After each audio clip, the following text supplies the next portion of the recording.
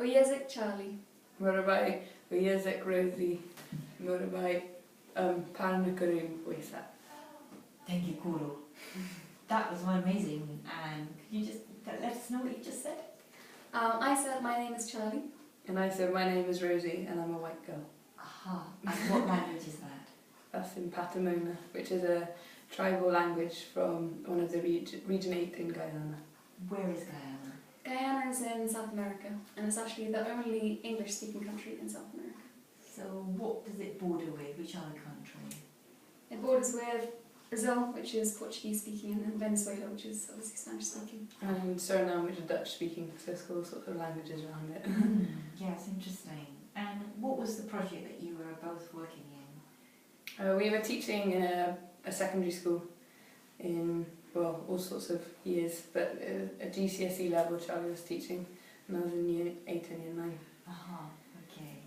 And I see here you've got a phrase book with phrases and words and vocabulary in Patamona.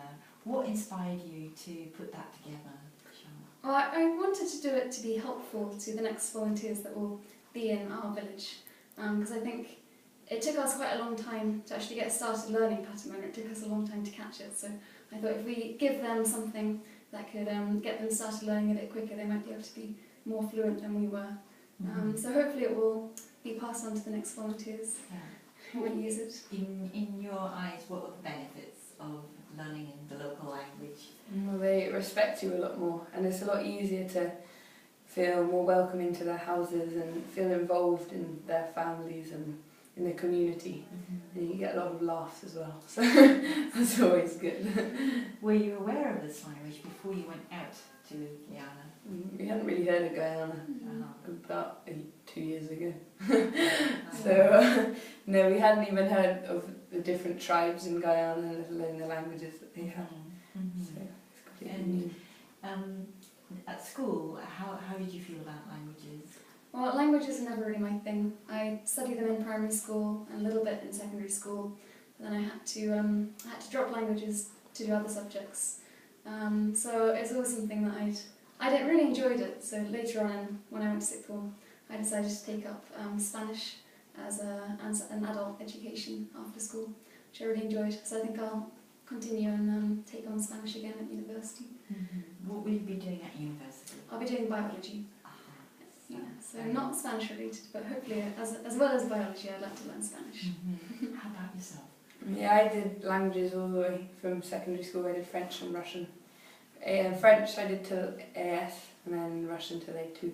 And I was going to go to Project Trust actually to do French again, because I stopped it for my last year and then realised that I'd probably get more out of the project and then be able to go and live in France for a bit instead, and then proper French rather than not proper French. And has your experience in Guyana, has that had any impact as to your choice of languages at university? I mean, you are going on with Russian. Yeah.